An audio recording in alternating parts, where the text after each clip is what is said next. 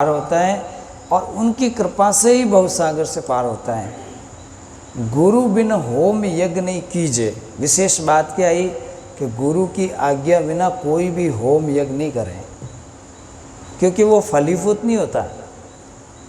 कि गुरु की आज्ञा बिना होम यज्ञ नहीं कीजिए, गुरु की आज्ञा के माही रहीजे। गुरु का आज्ञाकारी शिष्य हो, गुरु की आज्ञा के अंतर्गत में काम करें। वो अपने मन गढ़ित बातें नहीं करें और मन से कोई काम जो है बड़े बड़े काम को मन से नहीं करें। गुरु संतन के चरण मनायो, ताथे बुद्धि उत्तम में पायो। कबीर साहब कहते हैं गुरु संतों के चरण मनाने से जीव को उत्तम बुद्धि प्राप्त होती है। उत्तम बुद्धि उत्तम है तो कर्म उत्तम है, और कर्म उत्तम है तो वो आगे बढ़ेगा, उन्नति होगी, और ज्ञान होगा, ज्ञान से मुक्ति होगी।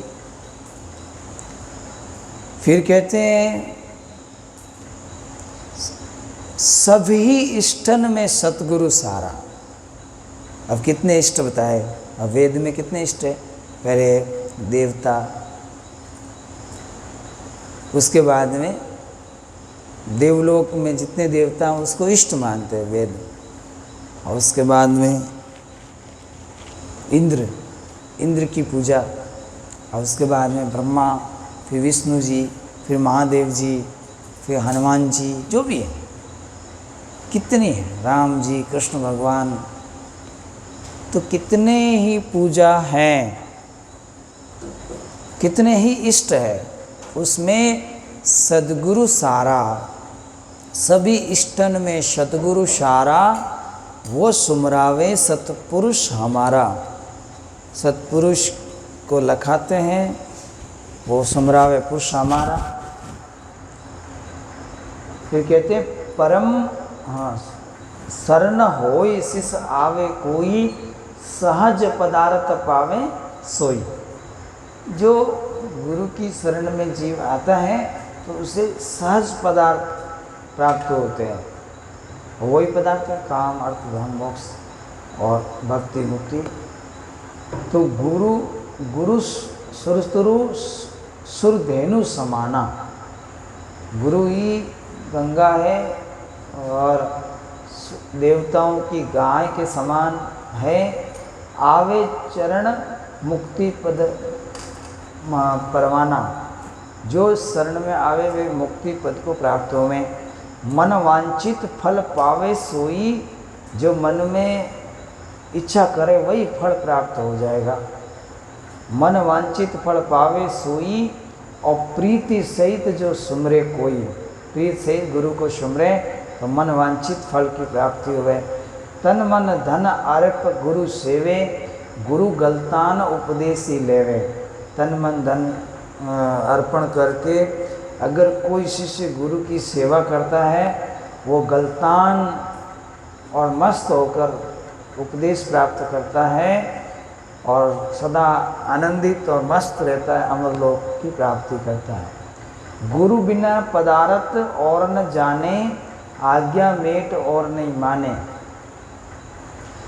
तो गुरु की आज्ञा कभी नहीं मेटे, और गुरु से बड़ा और कोई दुनिया में पदार्थ नहीं है, ऐसा शिष्य माने। सद्गुरु की गति हृदय धरें और सकल बकवाद निवारें।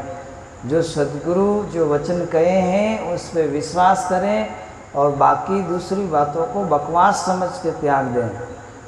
लेकिन गुरु सन्मुख वचन न कहें, जो शिष्य रहनी ज्ञानी से लहे।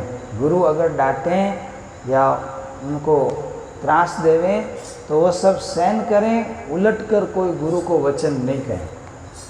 जैसे पुत्र है, पिता उसको डांटें तो वो वापस पिता को जवाब नहीं देवें, मतलब तो वो पुत्र है। तो उलटकर ऐसे ही शिष्य जो हैं गुरु को ज्ञान न सिखाएं, गुरु से सीखें।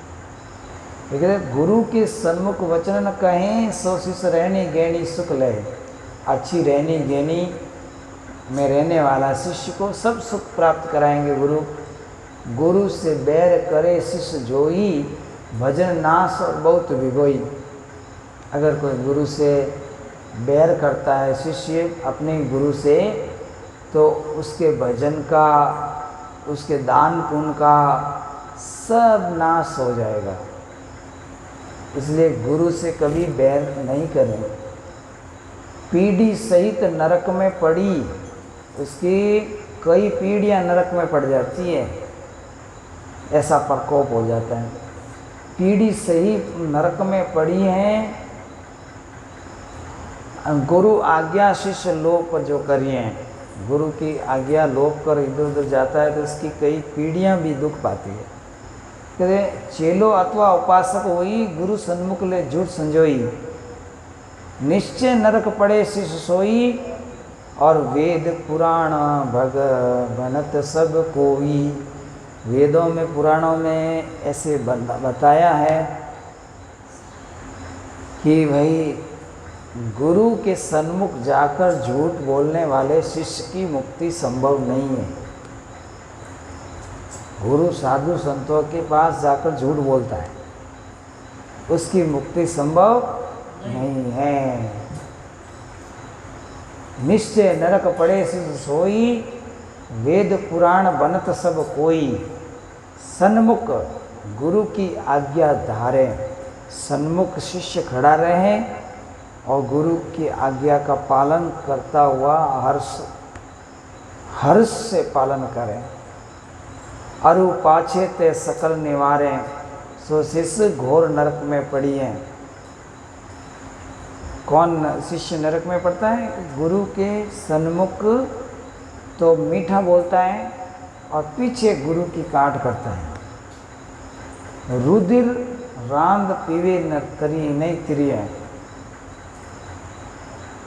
मुख पर वचन के परमाणा, और घर पर जाय करे विज्ञाना।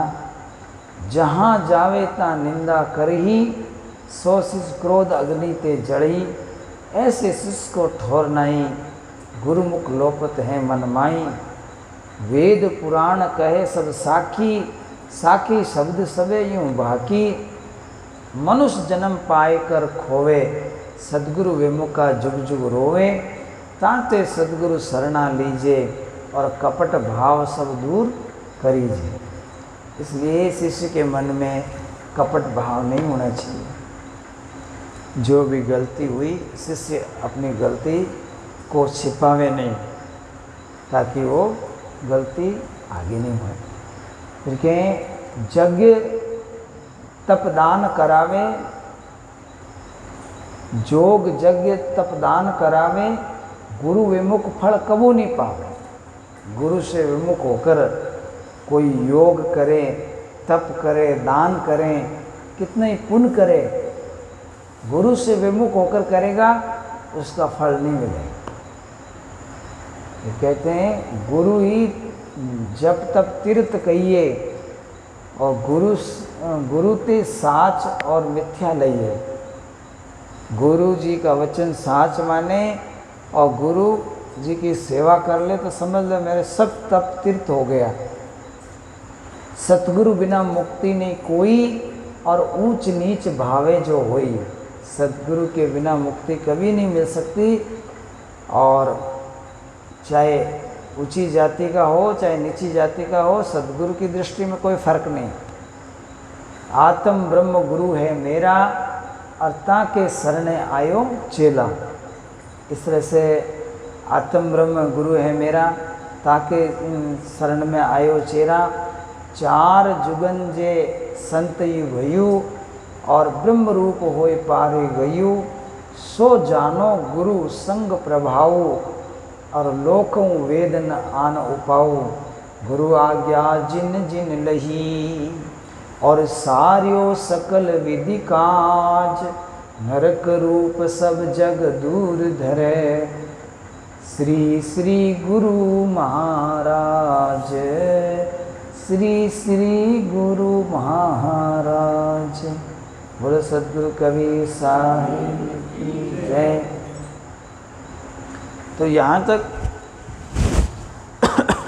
गुरु महिमा चल रही है। तो 10:30 हो रहा है, समय पूरा होता है। अब आपको कीर्तन की ओर ले चलते हैं। आगे जो रमेणी होगी वो भी गुरु महिमा की होगी, परंतु वो क्या है, इसमें एक सब्जेक्ट है शिष्य की आधीनता। वो शिष्य जो बनने जाता है गुरु के समक्ष, तो उसके अंदर कैसी आधीनता होनी चाहिए। जैसे आप कोई भिखारी आपके घर के सामने आता है, वो कितना दीनहीन होकर, गरीब होकर बोलता है। ऐसे ही गुरु की शरण में जाने वाले शिष्य को सब अभिमान त्याग कर और गुरु से विनती करनी होती है कि मुझे आप ज्ञान की भिक्षा दो, दर्शन की भिक्षा दो, समझ दो, विवेक दो।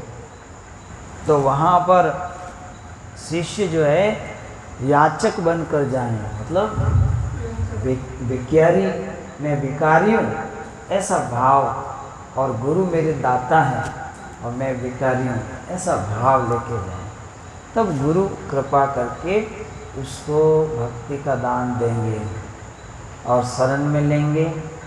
और जो शिष्य अपने आप को होशियार समझता है गुरु से ज़्यादा, अवश्य गोता खाएगा। जो गुरु से विरोध करता है, ऊपर से मतलब मीठे वचन बोलता है, गुरु के पास बात और करता है और अलग जाकर बात और करता है, तो उसको कपट लिख देंगे धर्मराय जी और उसको रोक देंगे कि भाई तुम अपने गुरु के साथ कपट किया है, इसलिए तुम्हें आगे नहीं जाना है। तो इसलिए मैं अपराधी जन्म को नक्षक भरियो विकार, तुम दाता दुख भंजना मेरी करो हुआ। ऐसा भाव होना चाहिए कि मेरे तो पल पल में भूल होती है, मेरे रूम रूम से मैं गुनाहगार हूँ, गुना मेटो साहिब मेरा। तो मैं सेवक हूँ और 100 बार मैं गुनाह कर चुका हूँ और भी भूल कर सकता हूँ, तो आप मेरी सब भूल को क्षमा करें। तो गुरु महाराज क्षमा करते हैं। कब करते हैं, एक बात हमेशा ध्यान रखें, उनकी सीमा होती है। और आप लोग गुरु के सामने कर मैं गलती होगी मुझे क्षमा करो, और फिर कपट करके वही कार्य करते हो, तो क्षमा होने वाला मामला नहीं है। और फिर जमदूत अच्छी तरह से आपको महाप्रसाद देंगे। तो इसलिए ऐसा काम नहीं करना, निष्कपट भाव से भक्ति करना।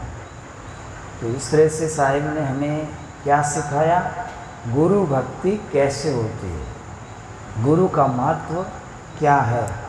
तो गुरु का महत्व बताया, गुरु सतपथ अमृतवाणी, गुरु बिन मुक्ति नहीं रहे प्राणी। तो ये भाई गुरु सतपद के कर और उनके अमृत में वचन से तेरा कल्याण होना है।